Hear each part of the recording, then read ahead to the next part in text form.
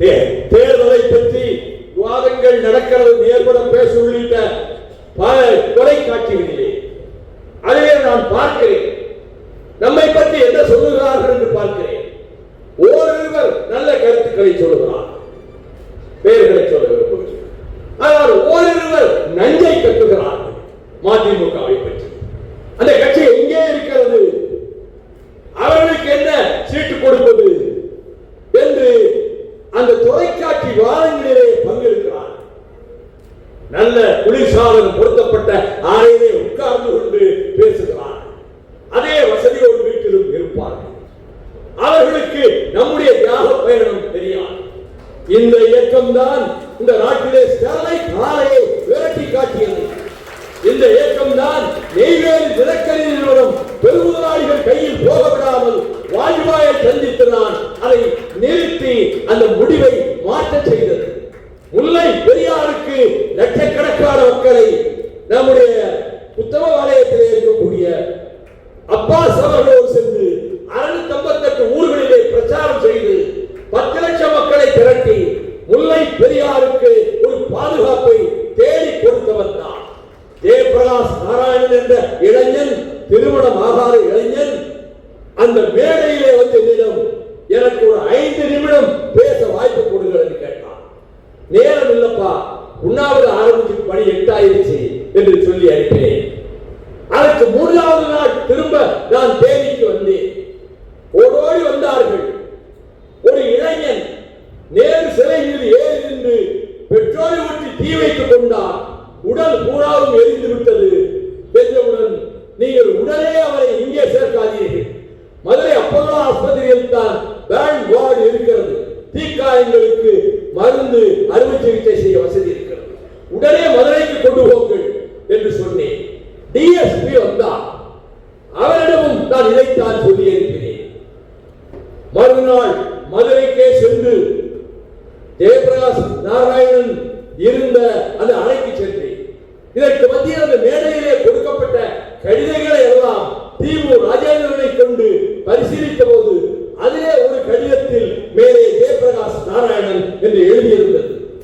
அற்புதமான ஒரு கவிதையை எழுதி பாரதிதாசனுடைய நடையிலே எழுதி, உங்களை நான் நெஞ்சில் வைத்து போற்றுகிறேன், நான் தீ குளித்து மடிய போகிறேன், உங்கள் பெயரைத்தான் நினைவிலே வைத்திருக்கிறேன், நான் உயிர் பெற்று வந்தால் உங்கள் ஊருக்கு பொங்கல் அன்றைக்கு வருவேன் என்று கடிதத்தை அந்த மேடையிலே கொடுத்திருந்தார்.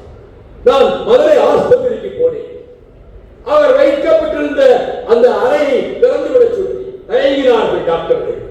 முகத்துக்கெல்லாம் அந்த முகக்கவர் போட்டுக்கொண்டு உள்ளே போனேன். கண் விழித்துக் கொண்டுதான் இருந்தான் ஜெயபிரகாஷ். அப்படி இருந்த ஜெயபிரகாஷ், என்னப்படி செய்து விட்டீர்களே என்று. அதனால் என்னன்னா, நான் பிழைச்சுக்கிடுவேன், இந்த வருஷ தைப்பொங்கலுக்கு என்னை உங்க ஊருக்கு கூட்டிட்டு போறேன், அதை விட எனக்கு என்னப்பா வேலை என்று சொல்லிவிட்டு வந்தேன். மறுநாள் ஜெயபிரகாஷ் நாராயணன் இறந்து விட்டான் என்ற செய்தி டெல்லி போய் சேர்ந்த எனக்கு காலை 9 மணிக்கு கிடைத்தது. உடனே விமான நிலையத்துக்கு திரும்பினேன். சென்னைக்கு விமானத்தில் வந்தேன். அங்கிருந்து மதுரை சென்றேன். மதுரையிலிருந்து கார் எடுத்துக் கொண்டு வேக வேகமாக நான் தேனிக்கு சென்றேன். ஜெயபிரகாஷ் நாராயணனுடைய சடலம் வைக்கப்பட்ட அந்த வீட்டுக்கு எதிரே ஆயிரக்கணக்கிலே மக்கள் கூடியிருந்தார்கள். இப்பொழுது திமுகவிலே மாவட்ட செயலாளர் ஆகிவிட்ட அன்றைய அதிமுக தங்க தமிழ்ச்செல்வன் அங்கே இருந்தார். சரி, மயானத்துக்கு புறப்படலாம் என்பதற்கு முன்பு நேரு சிலை மீது ஏறி நின்று கொண்டு இந்த சிலையை உடைக்க வேண்டும் என்று 10 இளைஞர்கள் பிணைந்தார். போலீஸ் டிஎஸ்பி வந்தார். நாங்க தடுக்க முடியாது, நீங்க போய் முதல்ல தடுங்க. நான் அந்த சிலை அருகே சென்றேன். பண்டித நேருவா முல்லை பெரியார் பிரச்சனைக்கு காரணம்? ஏன் அந்த சிலையை உடைக்க போகிறீர்கள்? இது மிக மிக தவறு. இதற்காக 90 நாட்களாக போராடி கொண்டிருக்கிற நான் ஜெயபிரகாஷ் நாராயணனை அடக்கம் செய்வதற்காக வந்திருக்கிறேன், கீழே இறங்குங்கள் என்று மறு வார்த்தை சொல்லாமல் அத்தனை தோழர்களும் அதிமுக தோழர்கள் உட்பட கீழே இறங்கி வந்தார். ஜெயபிரகாஷ் நாராயணன் உடலை தூக்கி சுமந்து கொண்டு தங்க தமிழ்ச்செல்வனும் நானும் அந்த ஊர் இளைஞர்களும் சுடுகாட்டுக்கே போனோம். அங்கே ஜெயபிரகாஷ் நாராயணனுடைய உடலுக்கு தீ வைத்து விட்டு அவன் வீட்டுக்கு சென்று அவன் தாயாரிடத்திலே ஒரு 25,000 ரூபாயை கொடுத்தேன். அப்பொழுது அங்கே இருந்த ஒரு சகோதரி அழுது கொண்டே சொன்னார், ஜெயபிரகாஷ் நாராயணனுடைய அண்ணன் மனைவினார், என் கணவர் இறந்து விட்டார், நான் இன்றைக்கு அனாதையாக இருக்கிறேன், என் மகளை பொறியியல் கல்லூரியிலே சேர்க்க வேண்டும், +2 பாஸ் பண்ணி இருக்கிறார், நீங்கள் தான் உதவி செய்ய வேண்டும் என்று அந்த சகோதரி சொன்னார். நான் அந்த கடிதத்தை வாங்கி வைத்துக் கொண்டு ஆவண செய்கிறேன் என்று சொல்லிவிட்டு வந்தவன் சென்னை வந்தவுடன் ஒரு பெரிய பொறியியல் கல்லூரிக்கு தொடர்பு கொண்டு எனக்கு வேண்டிய ஒரு குடும்பம், தீக்குளித்த குடும்பம் அங்கே இருந்து இந்த வெண்ணிலா என்கிற இந்த பெண்ணுக்கு நீங்கள் பொறியியல் கல்லூரியிலே இடம் கொடுங்கள், கட்டண தொகையை நான் செலுத்தி விடுகிறேன் என்று சொல்லி கட்டண தொகையும் செலுத்தினேன். வாரம் ஒரு கடிதம் அந்த தங்கை எனக்கு எழுதுவார். அவள் விடுதலையான பிறகு அவளுடைய திருமணத்தையும் நல்ல மாப்பிள்ளையாக பார்த்து நான் தான் திருக்குற்றாலத்துக்கு சென்று அந்த கல்யாணத்தை நடத்தி வைத்தேன். இப்போது 4 நாட்களுக்கு முன்பு அந்த பெண்ணும் அவள் பெற்றெடுத்த குழந்தையும் அவளுடைய தாயாரும் என் வீட்டுக்கு வந்தார்கள். தேனியிலே மகள் வீட்டுக்கு வந்தார்கள். நன்றாக இருக்கிறோம், நாங்கள் குழந்தையும் நன்றாக இருக்கிறது. நீங்கள் செய்த தியாகத்தை எங்கேயும் நீங்கள் சொன்னதில்லை. ஒரு குடும்பம் எப்படி கடமைப்பட்டிருக்கிறது என்று நான் பார்த்தேன். அந்த வீரன் தன்னைத்தானே மாய்த்துக் கொண்டானே, அதை போலத்தான் முத்துக்குமார் உள்ளிட்ட 18 பேர் ஈழத்திலே தலைவர் பிரபாகரனுடைய படை தோற்கடிக்கப்பட்டது. பல்லாயிரக்கணக்கான தமிழர்கள் கொல்லப்பட்டார்கள், பல்லாயிரக்கணக்கான தமிழச்சிகள் கற்பழிக்கப்பட்டார்கள், இசை பிரியா நாசமாக்கப்பட்டார் என்று அவர்கள் தெரிவித்த போது, நான் மக்களிடத்திலே பேசிய போது, இந்த நிலைமையில் நான் விடுதலை புலிகளை ஆதரித்துக் கொண்டிருப்பதனால் நான் ஈழத்துக்கு போய்விட்டு வந்த பிறகு பின்னர் புடா கைதியாக நான் கைது செய்யப்பட்டு வேலூர் சிறையிலே அடைக்கப்பட்ட போது பார்வையாளராக மகன் துரை வைகோ வந்தார். எப்ப வந்து 1 மணி நேரம் ஆச்சு. உன்னை யார் பார்த்தார்? பத்திரிகையாளர்கள் எல்லோரும் பார்த்தார்கள். உங்கள் தந்தை எப்பொழுது விடுதலையாவார் என்று கேட்டார்கள். 2 வருடம் ஆகலாம், 5 வருடம் ஆகலாம், 7 வருடங்கள் கூட ஆகலாம். அதை பற்றி நானோ எங்கள் குடும்பமோ கவலைப்படவில்லை என்று அதை டைம்ஸ் ஆஃப் இந்தியாவிலே அந்த பதிலை அப்படியே போட்டார். ஆக அந்த சூழ்நிலை நான் சிறையிலிருந்து என்னுடைய தம்பியை தடா கைதியாக 1 வருடம் புலிகளை ஆதரித்தார், வீட்டிலே வைத்திருந்தார் என்று சிறையிலே அடைத்தார். நான் இதை பெரிய தியாகம் என்று நான் சொல்லிக்கொள்ள விரும்பவில்லை. 37 காயப்பட்ட விடுதலை புலிகளை 1 வருடம் வீட்டிலே வைத்திருந்து என் தாயார் 3 வேளை உணவும் அவர்களுக்கு தயாரித்து கொடுத்தார். என் தம்பி மருத்துவர்களை அழைத்துக் கொண்டு வந்து அவர்களுக்கு சிகிச்சை செய்தார். அதிலே சுகமானவர்கள் திரும்ப போருக்கே போய்விட்டார்கள், விடுதலை புலிகள் முகாமுக்கே. மொத்தம் 20 பேர் மீதம் இருந்தவர்கள்.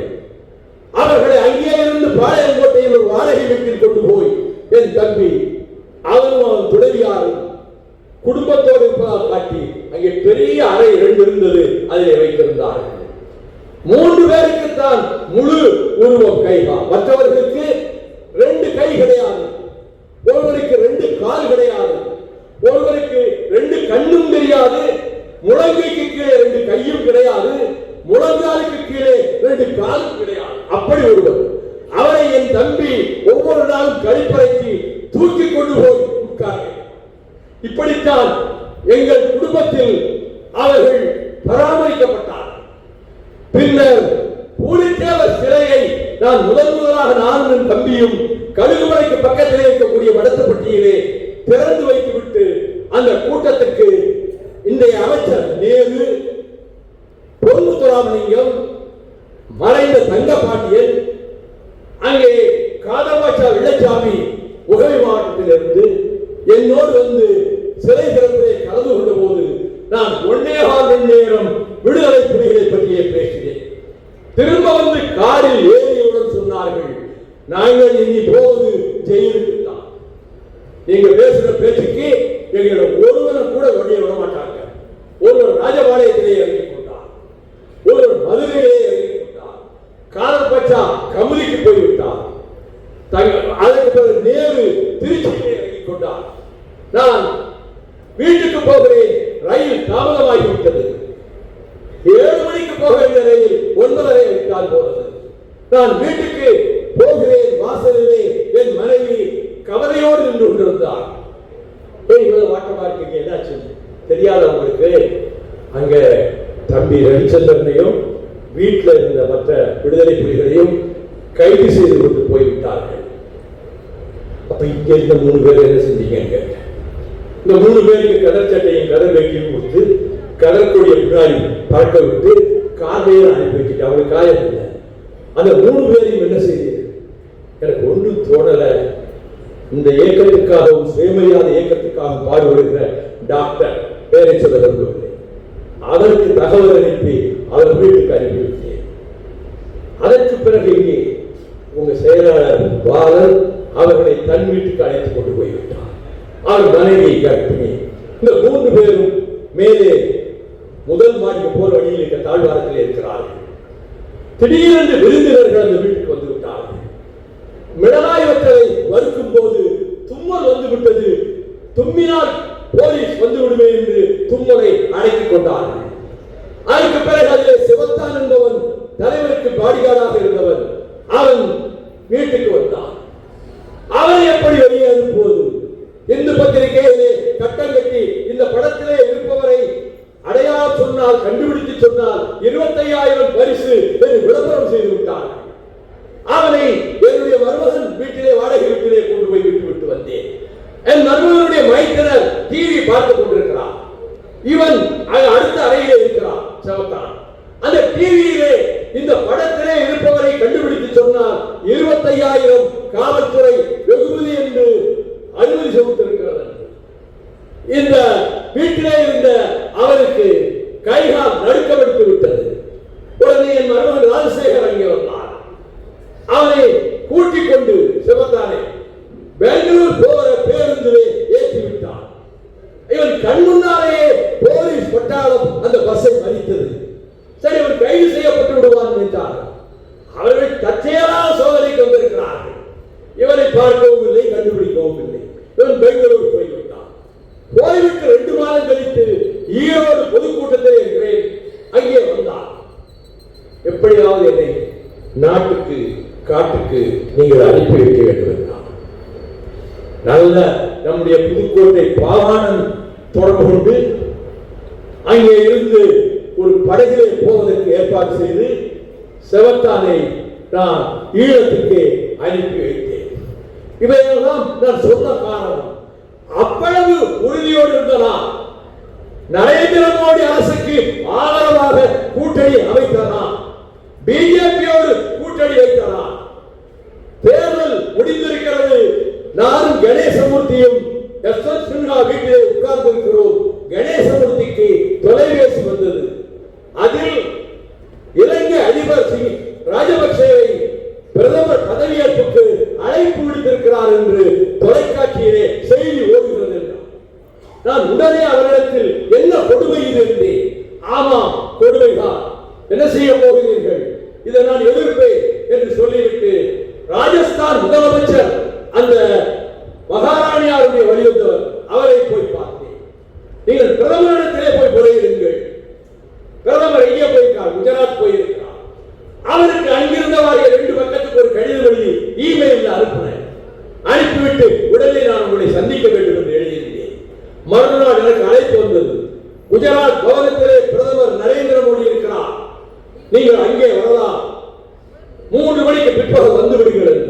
நானும் கணேசமூர்த்தியும் சென்றோம். நாங்கள் உள்ளே போகிற போது யாரும் இல்லை. வேகமாக ஓடி வந்தார் நரேந்திர மோடி. சாரி, ஒரு டீம் டெலிகேஷன் வந்தது, அதுல கொஞ்சம் நேரம் ஆயிடுச்சு. அவர் உட்கார்ந்தார், பக்கத்தில் அமித்ஷா உட்கார்ந்தார். அமித்ஷாவும் நானும் பேசிக் கொண்டதிலே எனக்கு பழக்கமும் கிடையாது. அவர்கள் இருவரும் இருக்கிறார்கள். கொஞ்ச நேரத்திலே அருண் ஜேட்லி சட்ட அமைச்சர் வந்து உட்கார்ந்தார். நான் உங்கள் பேச்சை குஜராத்திலே மொழிபெயர்த்தது ஞாபகம் இருக்கிறதா என்று நரேந்திர மோடியிடம் கேட்டார். ஆமா, நான் ஆங்கிலத்தில் பேசியதை நீங்கள் குஜராத்திலே மொழிபெயர்த்தீர்கள். நான் வந்த வேலை முக்கியமான வேலை. எங்கள் நெஞ்சில் குத்தி விட்டீர்களே, தமிழர்களின் முதுகிலே குத்தியது மட்டுமல்ல, எங்கள் வாழ்வில் குத்தி விட்டீர்களே. கொலைகார பாவி, பல்லாயிரக்கணக்கான தமிழர்களை கொண்டு குவித்த ராஜபக்சே, இசை பிரியாவை நாசமாக்கி கொண்ட அந்த ராணுவத்தை கொண்டிருக்கக்கூடிய ராஜபக்சே, 8 தமிழர்களை நிர்வாணமாக அழைத்து சென்று உச்சந்தலையை துப்பாக்கி எடுத்து சுட்டு கொண்டு பிணமாக்கிய அந்த கோர முகம் கொண்டவனை எப்படி உங்கள் பதவி பிரமாணத்துக்கு அழைக்கலாம்? எங்கள் தமிழர்கள் மீது பாராங்கல்லை தலையிலே போட்டு விட்டீர்களே. அவர் ஒன்றும் பக்கத்தில் இருந்த ஜெட்லி, பக்கத்து நாடுகளில் நட்புறவு முக்கியம், அதற்காகத்தான் அவர் அழைக்கப்பட்டிருக்கிறார். Mister Jaitley, keep quiet, you know about me. நான் பேசி முடிக்கிற வரைக்கும் கூட்ட வராது, என்னை பற்றி உங்களுக்கு தெரியும். அதுபோல வாயே நான் இவ்வளவு சொல்லிவிட்டு அமித்ஷா மனதில் படக்கும் என்று மோடியிடம் சொன்னேன். I entered politics at the age of 80. I joined DMK. I have suffered so many years, so many imprisonments.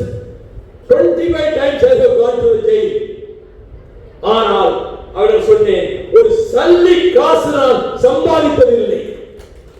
இந்த பொதுவாக பயன்படுத்தி ஒரு ரூபாய் எவரிடத்தும் கை நீட்டி வாங்கியதில்லை. அப்படிப்பட்ட நேர்மையாக கொள்கைக்காக லட்சியத்துக்காக உயிர் வாழ்கிறவன் நான். நீங்கள் இதையும் மீறி ராஜபக்சேயை அழைத்து வந்தால் உங்களை நான் எதிர்ப்பேன். அந்த விடுதலைய கூட்டணியை துண்டித்துக் கொள்வேன். ஜந்தர் மந்தரிலிருந்து புறப்பட்டு பார்லிமெண்ட் ஸ்ட்ரீட்லே கருப்பு கொடி போராட்டம் நடத்துவேன் என்று சொல்லிவிட்டு தகவல் அனுப்பினேன். தமிழ்நாட்டிலிருந்து 500 பேர் ரயிலில் வந்தார்கள். ஜீவன் மற்றவர்கள் ஏற்பாடு செய்து இந்த 500 பேரையும் கருப்பு கொடிகளை கையிலே கொடுத்து நானும் கருப்பு கொடி பிடித்துக் கொண்டு ஜந்தர் மந்தரிலே இருந்து பார்லிமெண்ட் ஸ்ட்ரீட்ல நடந்து போகிற போது நான் ஆங்கிலத்திலே தான் விளக்கமிட்டுக் கொண்டே வந்தேன். அப்பொழுது குழந்தை வேறு என் பக்கத்திலே வந்தார். நம்முடைய ஈரோடு மாவட்ட குழந்தை வேறு இப்படி ஒரு பேச்சை என் வாழ்நாளில் கேட்டதில்லை என்றார். ஏனெனில் போலீஸ் ஸ்டேஷனுக்கு எதிரே இருந்து கொண்டுதான் பேசுகிறேன். ஒலிபெருக்கி ஏற்பாடு செய்திருந்தேன். எங்களை கைது செய்து கொண்டு உள்ளே போனார்கள். ஐஜி என் மீது அவ்வளவு மரியாதை காட்டினார். உங்களை பற்றி நான் கேள்விப்பட்டிருக்கிறேன். நீங்கள் அந்த நாற்காலில் உட்காருங்கள்.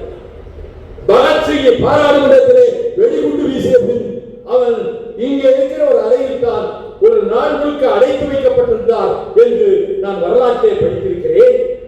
ஆமாம், அந்த அறையை நீங்கள் திறந்து காட்ட சொல்லுங்கள்.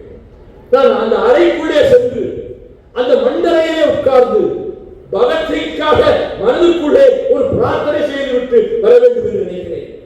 உடனே அவர் அங்கே இருக்கக்கூடிய அசிஸ்டன்ட் ஜெயிலரை அழைத்து அந்த பகத்சிங் ரூம் இருக்குல்ல, அதை திறந்து விடுங்க, இவர் உள்ள போய் போறார். திறந்து விட்டார். நான் உள்ளே போய் மண்டியிட்டு அமர்ந்து பகத்சிங்கின் உடம்பிலே என்ன வீர உணர்ச்சி இருந்ததோ, அவன் நாடி நரம்புகளிலே மின்னல் பாய்வதை போல் எந்த தைரிய உணர்ச்சி ஊட்டப்பட்டதோ அது எனக்கும் வர வேண்டும்.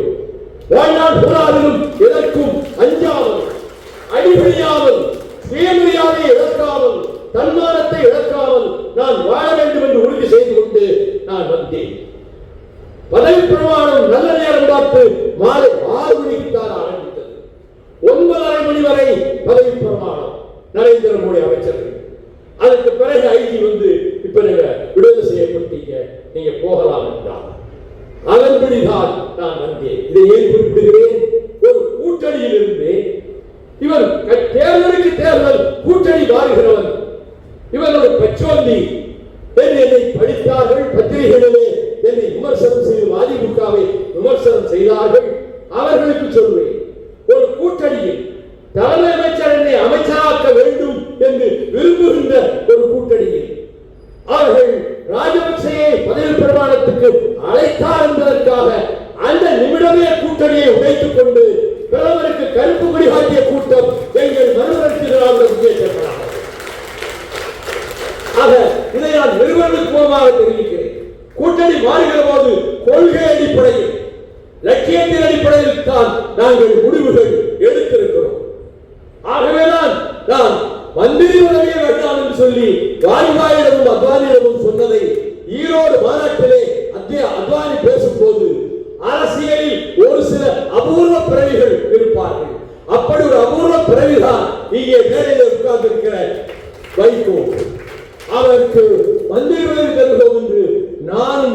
பிரதமரும் எவ்வளவோ சொன்னோம், கேட்க மாட்டேன், ஒரு நாள் நான் அமைச்சராக மாட்டேன், என் கட்சியிலே 2 பேரை அமைச்சராக்குங்கள் என்று சொல்லித்தான் independent charge Kannappan, finance minister Gingee Ramachandran அவர்களுக்கு அந்த பதவிகளை கொடுத்த போது ஆடிட்டர் அர்ஜுனராஜ் கண்ணப்பனுடைய வைத்தினர் அவர் வந்திருந்தார்.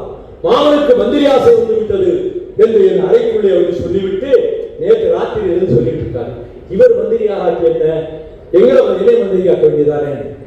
அப்படியா, நான் எதிர்பார்க்கலையே. சரி, மந்திரியாக்கியாச்சு.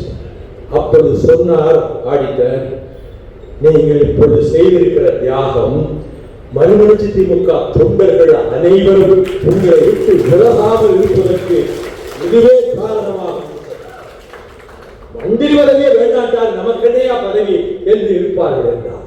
அதே போலத்தான் நீங்களும் உங்களை போன்ற லட்சக்கணக்கான தோழர்களும் எவ்வளவோ சோதனைகள் வந்தன, ஒன்றல்ல இரண்டல்ல. அந்த மந்திரிகளாக இருந்தவர்களும் விலகி போனார்கள். நான் உயர்ந்த இடத்திலே வைத்து பார்க்க சிலர் விலகி போனார்கள். அவர்களை பற்றி எந்த மேடையிலாவது நான் ஒரு வார்த்தை விமர்சித்ததுண்டா? இப்பொழுது ஒரு சிலர் போக தயாராக இருக்கிறார்கள், இங்கிருந்து வெளியேற்றப்பட்டவர்கள்.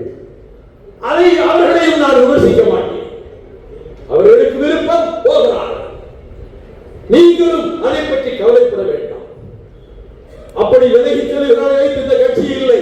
உங்களை போன்ற நெஞ்சுரம் கொண்ட தொண்டர்களாலே இந்த கட்சி பாதுகாக்கப்படுகிறது, பராமரிக்கப்படுகிறது. இந்த ஜென்மம் இனியொரு பிறவி இல்லை, எனக்கு அது நம்பிக்கையும் இல்லை. இந்த வாழ்க்கையில் 61 ஆண்டுகள் 30 ஆண்டுகள் திமுகவுக்காக உழைத்தேன். 25 முறை சிறை சென்றேன் திமுகவுக்காக, விசா கைதியாக. இந்திய எதிர்ப்பு போராட்டத்தின் போது சட்டத்தை எரித்து கொளுத்தியவனாக, நான் கொளுத்தியது அரசியல் சட்டம் என்று அறிவித்து விட்டு கொளுத்தியதற்காக நீதிமன்றத்திலும் சென்று நான் I have guided the Constitution of India என்று நீதிபதிக்கு நான் சொன்னேன். சாண்டோ சின்னப்பத்தேவர்களுடைய மருமகன் ராமமூர்த்தி தான் அந்த நீதிபதி.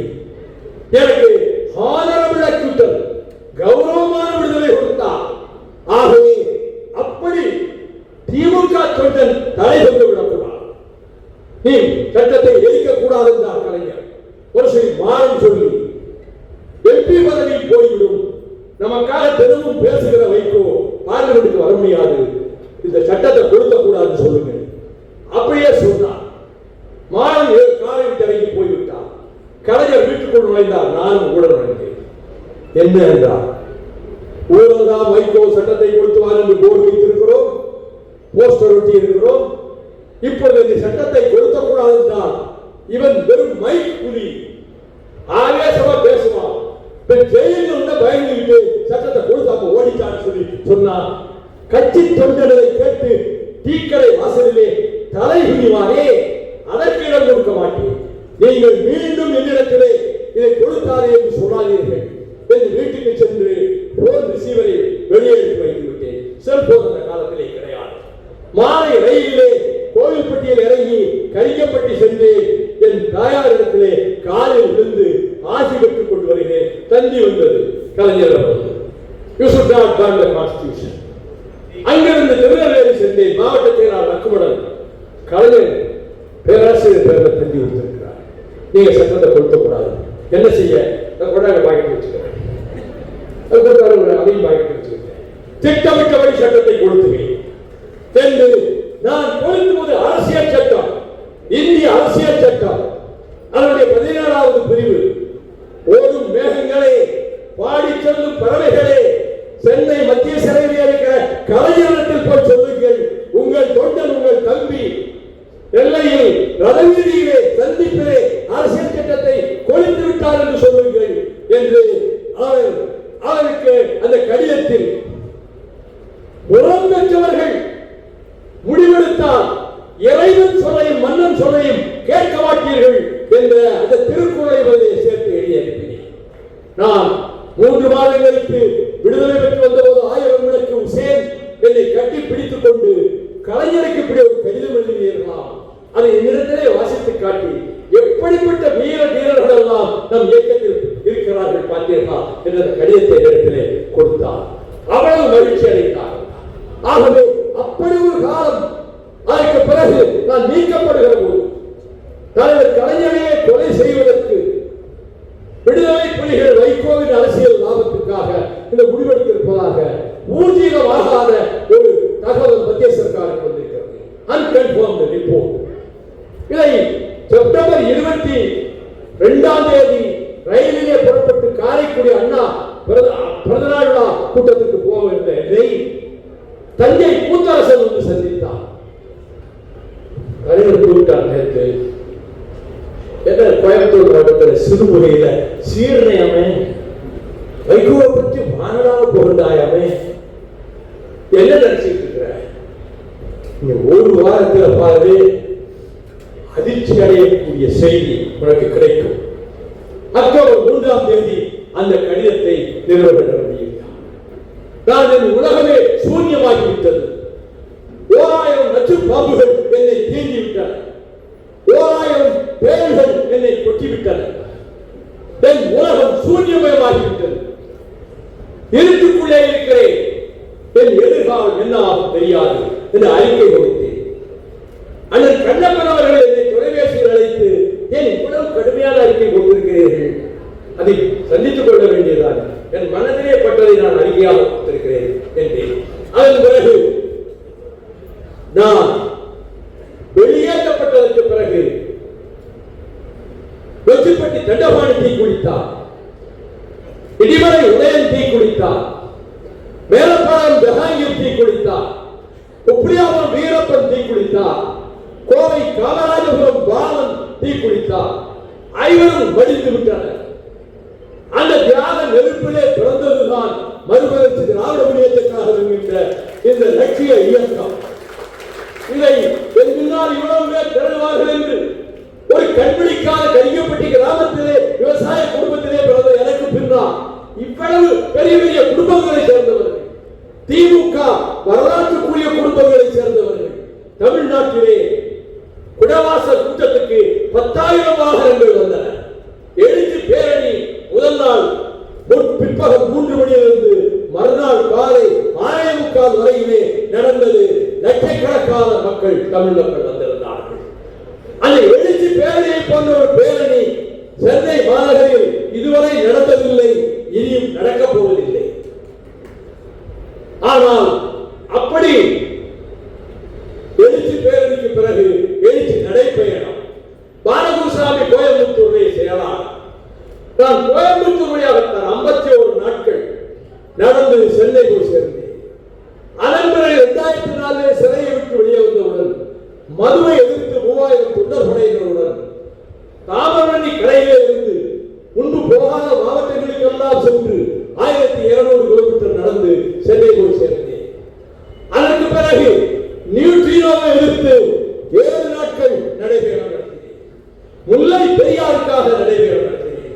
ஸ்டெர்லைட்டை எதிர்த்து ஸ்ரீவைகுண்டத்திலே இருந்து பல ஊர்கள் வழியாக சென்று தூத்துக்குடிக்கே போய் சேர்ந்தேன்.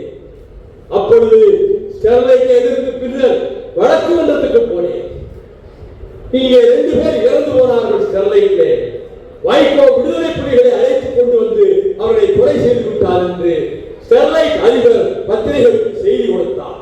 ஆனால் ஜாங்கிட், அப்பொழுது அங்கே எஸ்பியாக இருந்த ஜாங்கிட் உடனே அதை மறுத்து அந்த தொழிலாளர்கள் எந்திர கோளாறினால் இறந்து விட்டார்கள், அங்கே விடுதலை புலிகளும் வரவில்லை, வைகோவினுடைய பங்கு எதுவுமே இல்லை என்று அவர் பதில் கொடுத்தார்.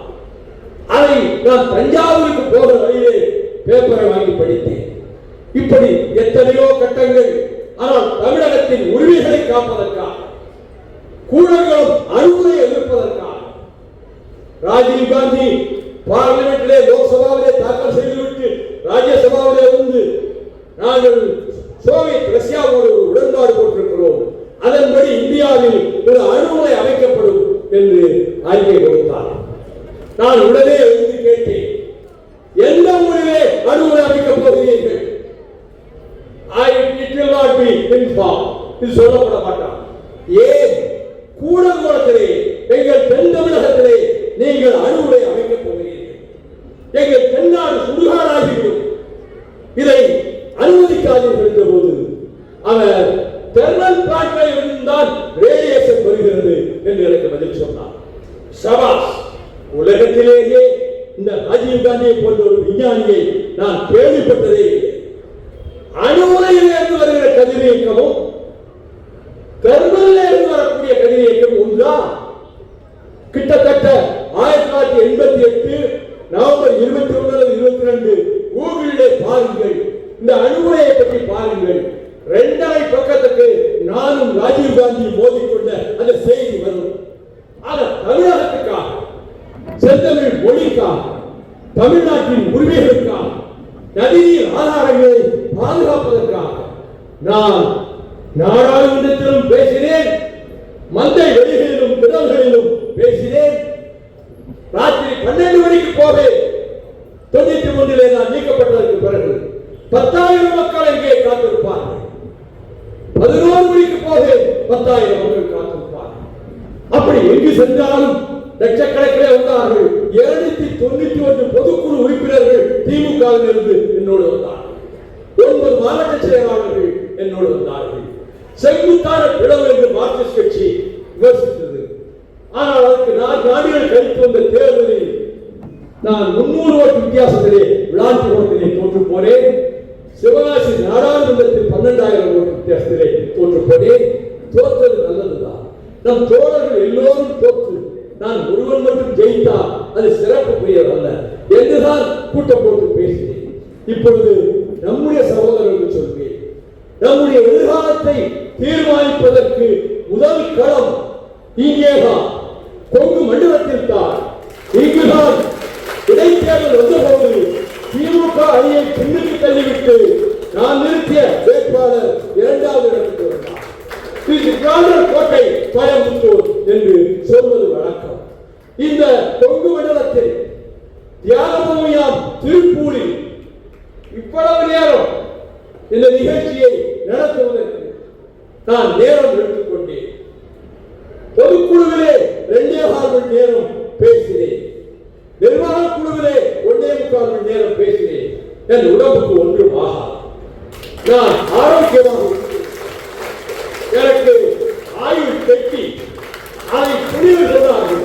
அத்தனை துப்பாக்கி கூட்டு வந்தது, நீங்கள் ஒன்றும் அடிபடாமல் தப்பித்து விட்டீர்களே, உங்க மண்ட பலமா இருக்கு, நீங்க என்ன நாளைக்கு இருக்கீங்க என்று அஜித் என்ற பாம்பு அவனை சொன்னான். அதான் பாதுகாப்பு. அதை போல நாம் லட்சியவாதிகள், நாம் கொள்கைவாதிகள், அரசியலில் நேர்மையை கடைபிடிக்கிறவர்கள், லட்சியத்திலே உறுதி கொண்டவர்கள், பொது வாழ்வில் தூய்மை அடைந்தவர்கள். ஆகவேதான் அந்த உறுதியோடு நாம் பயணிப்போம். பேரறிஞர் அண்ணா, தந்தை பெரியார், டாக்டர் கலைஞர் மண்ணாகிய இந்த திராவிட பூமியில் திராவிட இயக்கத்தை அழித்து விடலாம் என்று கனவு கண்டுவிடுகிற இந்துத்துவ சக்திகளை தோற்கடிப்பது, பிஜேபியை தோற்கடிப்பது என்று நாம் முடிவெடுத்தோம். ஒரு லட்சியத்திற்காக முடிவெடுத்துத்தான் திமுகவோடு உடன்பாடு கொண்டோம். உயர்நிலை குழுவிலே பேசி, நிர்வாக குழுவிலே பேசி, பொதுக்குழு அங்கீகரித்து நாம் திமுகவோடு உடன்பாடு வைத்தோம். கடைசியாக அவர் மரணப்படுக்கையிலே இருந்த போது தளபதி முதலமைச்சர் ஸ்டாலின் என்னை அழைத்துக் கொண்டு மாடிக்கு போனார். படுத்த படுக்கையாக இருந்த கலைஞரிடம் போய், அப்பா வைகோ வந்திருக்கிறார் என்று சொன்னார். அவர் கண்களை திறந்து பார்த்தார்.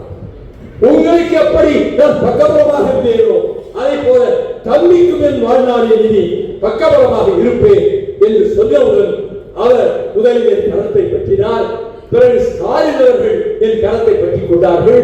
அதை கூட்டத்திலேயே ஒப்புக்கொண்டு திருச்சி கூட்டத்தில் முதலமைச்சர் தளபதி பேசினார். இந்த சம்பவம் கற்பனை சம்பவம் அல்ல, உண்மையில் நடந்த சம்பவம். அந்த வாக்குறுதியை, அவருக்கு கொடுத்த சத்தியத்தை காப்பாற்ற வேண்டும் என்று கருதித்தால் திமுக கூட்டணியை விட்டு வெளியேறுவது என்ற சிந்தனையே எங்களுக்கு வரவில்லை. விமர்சிக்கலாம், கேள்வி பேசலாம். இதுவரை நம்மை பற்றி சொல்றாரா? 1500 கோடி வாங்கி விட்டார் நாங்கள். கோடிகளை, வெறும் கோடியை கூட பார்க்காதவர்கள் இப்படி ஒரு பட்டம்.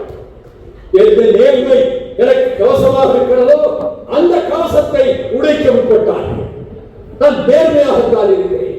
அதனால் தான் உங்கள் மத்தியில் நெஞ்சில் விட்டு பேசுகிறேன், தலையில் விட்டு பேசுகிறேன்.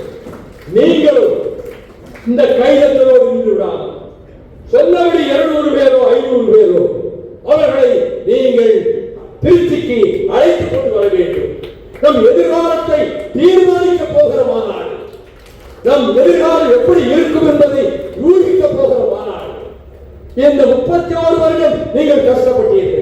இந்த ஒரு முறை சிரமம் பார்க்காமல் திருச்சி மாநாட்டுக்கு அண்ணா பிறந்தநாள் நடத்தி வருகிறார்கள். பிறந்தநாள் மாநாட்டுக்கு நீங்கள் லட்சக்கணக்கிலே வந்து அங்கே குவியுங்கள். பத்திரிகைகள் போடுகிறதோ போடலையோ தொலைக்காட்சியிலாவது காட்டுவார்கள். செய்தி சிஐடி கணக்குகள போகும். லட்சக்கணக்கானவர்கள் உறுதியாக மறுமலர்ச்சி திமுகவே நிலைத்து இருக்கிறார்கள் என்ற செய்தியை பரப்புவதற்கு நீங்களே தூதர்களாக வேண்டும். நீங்களே மாநாட்டுக்கு வந்து சேர வேண்டும். நீங்கள் அமைதியாக இருந்து ஒருவர் கூட எழுந்து போகாமல் இருந்தது என் நெஞ்சுக்கு தெம்பை கொடுக்கிறது, என் மனதிற்கு குதூகலத்தை கொடுக்கிறது. வாழ்க தந்தை பெரியார்.